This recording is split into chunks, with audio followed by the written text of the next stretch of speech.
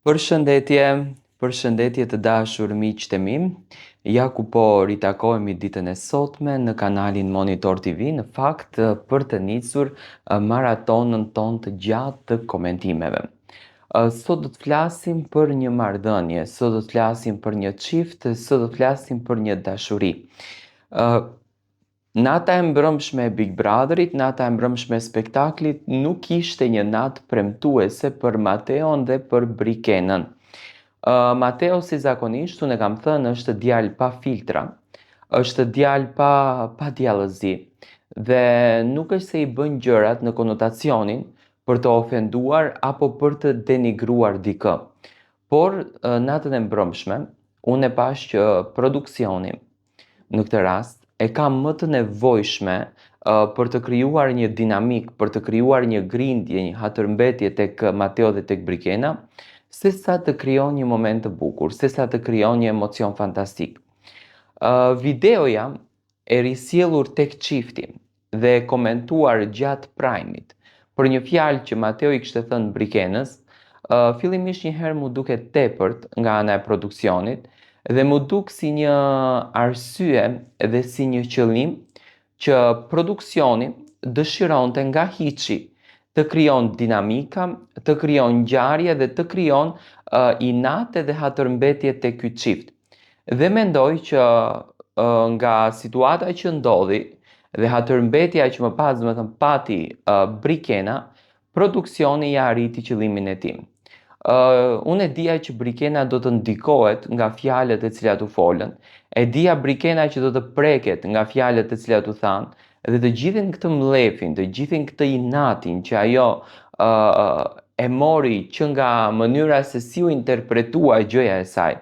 Tani është turp, do me thënë është turp në vitin 2026, një produksion dhe disa banor, një femrën të nxjerrin pise, të nxjerrin të papastër, në këtë vit kur detergjentet ekzistojnë dhe në atë shtëpi që realisht detergjentet për pastërti nuk mungojnë.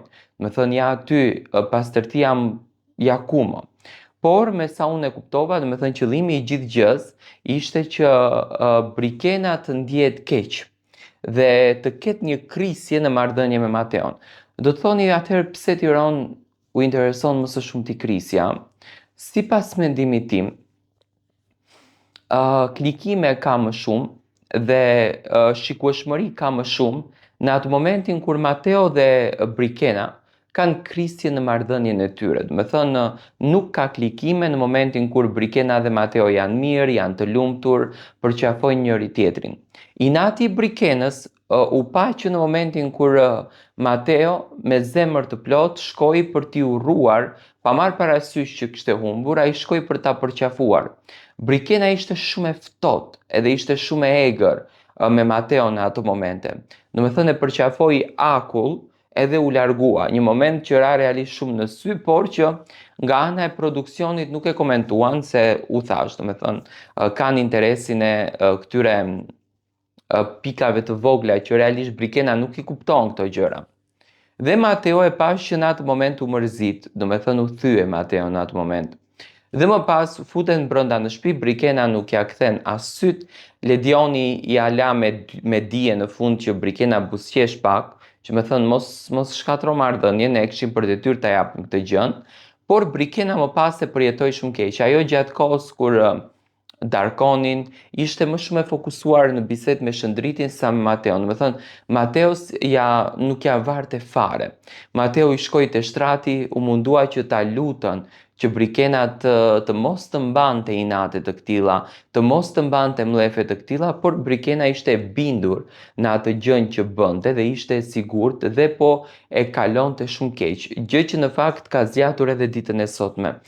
Nuk është se ka ndruar pozicione, do me thënë ulet përsëri pranë Mateos, në divane, a flen pranë Mateos, por thjesht me Mateo nuk flet. Tani, mendoj që Mateo nuk duheshte t'ia thot atë fjalën, por Mateo dhe Brikena u sqaruan. Do me thënë, për këtë gjën u sqaruan. Janë sqaruar 2 ditë më parë dhe ç'kuptim ka për një produksion kur ato të dy sqarohen, kur ato të dy do me thënë e shpjegojnë atë se çfarë ka ndodhur dhe produksioni përsëri mundohet që ta sillën në skenë një gjë e cila realisht nuk ka fare kuptim, e cila ka humbur krejtësisht kuptimin. Dhe mua më duket e tmerrshme si fakt, më duket thjesht një ndërhyrje e produksionit për të shkatëruar të çiftin, sepse hidhërimi i tyre krijon klikime, do të thënë ka edhe disa javë, ka edhe disa ditë që duhet të ketë lojë të fortë në Big Brother për t'u ndjekur. Unë mendoj që nga Brikena nuk duhet të jetë ky qëndrim. Unë e kuptoj që ajo është ofenduar jashtëzakonisht shumë nga banorët, por ajo duhet t'i del në krah Mateos, që Mateo e ka thënë pa e menduar. Tani ne në jetë mund të themi që çarçafët janë zhul. Te piku qylimi ku ne jetojmë është për shembull zhul.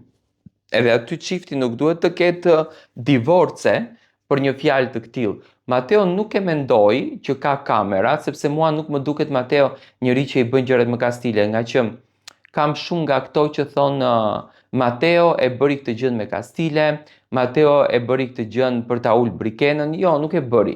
Thjesht ja tha, ja tha që unë ti kam duar çarçafët sepse tha ishin bërë zhul. Dhe këtu nuk ka asnjë gjë të keqe. Mateo thjesht dëshiroi që të bën një vepër kundër drejt Brikenës, sepse e do shumë dhe është më se normale. Unë mendoj që Brikena është pak e lazdruar më shumë se ç'duhet, do të thënë ka këtë hatërmbetjen e saj më shumë se ç'duhet dhe nuk mundesh ti të jetosh jetën me këtë lloj hatërmbetje, sepse nuk e vën në shoqëri. Tani njerëzit edhe mund të bëjnë gabime, njerëzit edhe mund të bëjnë shaka, njerëzit edhe mund të argëtohen. Unë e kuptoj presionin e produksionit, po ti nëse je lojtare ti asnjëherë nuk bëhesh shpreh e presionit të produksionit, sepse në fund të ditës produksioni atë punë ka. Produksioni ka punën të sillën videot, ti e ke për detyrë të tolerosh, të degenerosh veten, apo nuk e ke për detyrë të degenerosh veten. Por të shkatërrosh marrëdhënien për një çarçaf, mua më duket budallallik në thelb, por më duket edhe çnjerëzore që ti duhet të tolerosh një produksion që të veprojë në forma të këtilla. Unë mendoj që Brikena e ka gabimin që mban inate me Mateon për një diçka që e ka sqaruar, edhe në qoftë se mbrëmë ato kanë folur, Mateo nuk u ndalën dot gojën. Do të thënë Mateo nuk mundet t'i kapë përfytje ato që mos fol ti se unë do të mbys, dhe mendoj që është budallallik qëndrimi se si e mban me Mateon. Do të thënë Brikena flet me të gjithë të tjerët, kalon bukur me të gjithë të tjerët, ndërsa inatet edhe mlefet i mban me Mateon. Dhe mua kjo gjë realisht nuk më pëlqen fare dhe nuk më duket fare njerëzore, sa i përket ngjarjes që ndodhi, që për mua ishte diçka e pashpjegueshme, do të thënë ndërhyrja e produksionit edhe përçarja e Mateos dhe Brikenës.